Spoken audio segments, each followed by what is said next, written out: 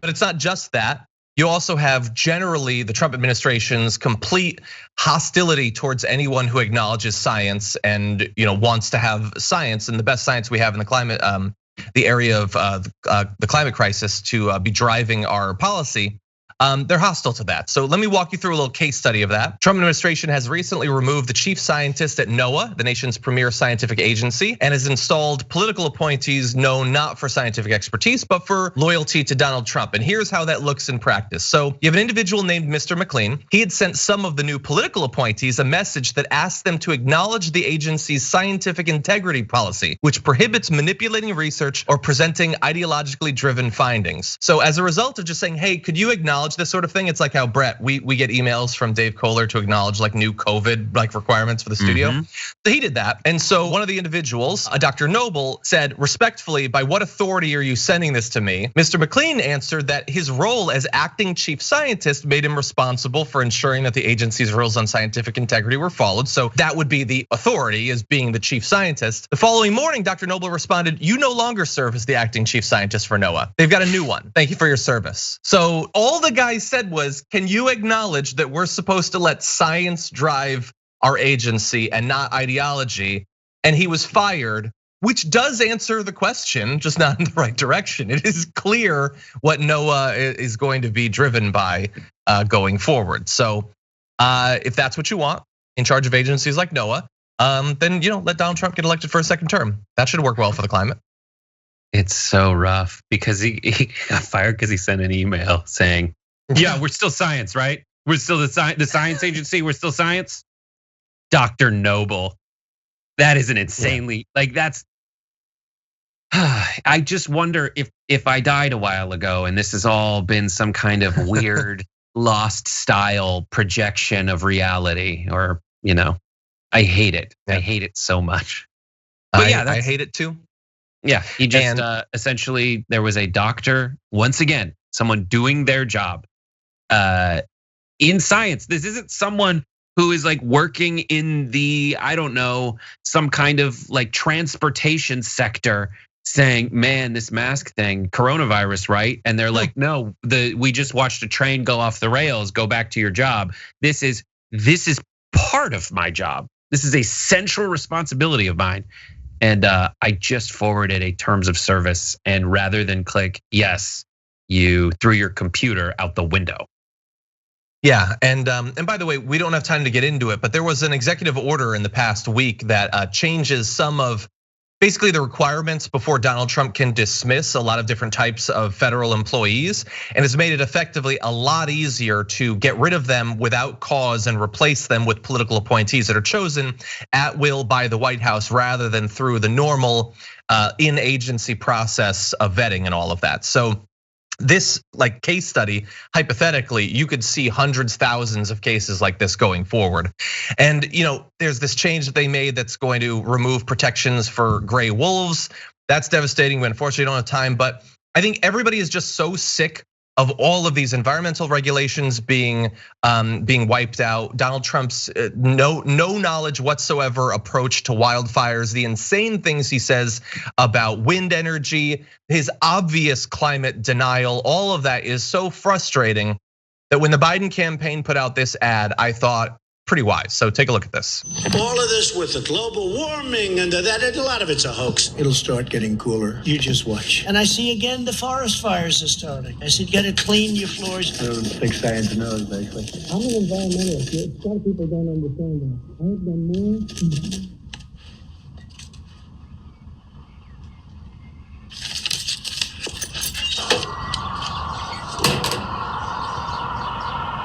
I'm Joe Biden, and I approve this. It really works with the big Biden smile after that ad. Yeah, that's pretty good.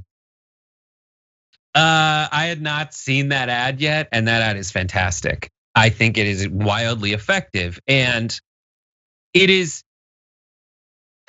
There's two reasons to vote against Trump, and some people only vote for one or the other. One is the actual policies, to work against what Trump is doing, which is the undoing of the fundamental processes that make this a democracy. And the other is Trump is just so exhausting and so obviously a demagogue and so obviously full of hot air and nonsense. And it's frustrating that he says lies and baseless, baseless statements that purport to be truth, and people believe them. And and if folks were just voting against Trump because of the latter, it wouldn't be a full justification for this kind of stuff. But because all of his policy positions, for the most part, most of his policy positions are to the detriment of what we fundamentally cherish about this country, it doesn't bother me when people are like, I just want him to shut up already. Like so often in the media, it is about like the look of someone, if he was taller on stage, if he was sweating or something, or the appearances, basically whether the person's the kind of person that you would expect to be a politician.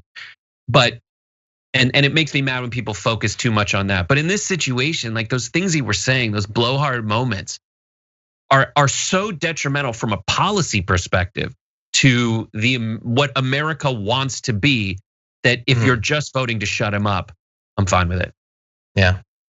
I thought it was a great ad. I mean, you could make that on so many different areas. You could do one of those about immigration, one of those about his statements about race. I mean, you could do a lot of those, and I think it would be great. And yeah, you're right that they're. I thought you were gonna move on. Go ahead. No, I agree. Like that, there's that separation. The good thing here, though, is wanting him to shut up in this area, the stuff he says about climate. The thing is, the crazy beliefs he has about climate and the environment, they drive our approach to those topics. So opposing him in this, you get both, honestly. And I think that that's awesome. Yeah, good ads. And I would love him to shut up. I saw an edit. It was like an op-ed or something, and it was obviously we can lay out all of the different damage that Donald Trump and the White House has done and all of that over the past few years. But also just think about culturally what was lost by us as a country and much of the world spending half a decade thinking about Donald Trump all the time. Like just all the time and thought and energy that went into thinking about this former reality like TV guy. Like think about what could have been done, created, accomplished if we had spent that time literally any other way. And we're never getting that back. Right, and there's this weird part of it. Like some people have said that I want someone different in the White House, someone completely different, because what's happening now is a mess. And that's not the whole argument. Different is just different. Different is not better. Someone who throws away norms and replaces them with new things isn't necessarily better. Those new normals have to be better. The way Trump upsets current norms and replaces them with other stuff is worse. So I'm fine for having a new kind of person in the White House generally. But I totally understand folks who are like, let's just get a warm blanket so that instead of like just something that we know is okay, a baseline of Biden, let's get back to somewhat normalcy, and then we'll try to find another way to make it better. Because this way is headed so much worse, past the worst that we thought it could be, that something needs to happen. I don't like, and then it's not just environmental issues. There is an article about the drawer full of immigration orders that Stephen Miller has drafted that are too toxic now to put in place, because even though Trump ran on this wildly anti-immigration platform to begin with, that's mysteriously disappeared now because people are against it.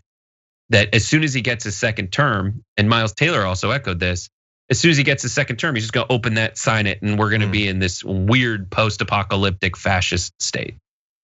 Yeah, and by the way, we might get a taste of that even if he loses and even if he steps down between election day and inauguration. I mean, hopefully we have a lot of very responsible people watching everything that every branch of the government does during that time, because there's gonna be a lot of insidious stuff that they're gonna try to do on their way out. Obama went around and was like, Cuba, Iran, like he just did a bunch of stuff in his last little bit. It was his last year of office, his kind of bucket list. I'm terrified of what Trump's bucket list is. Yeah.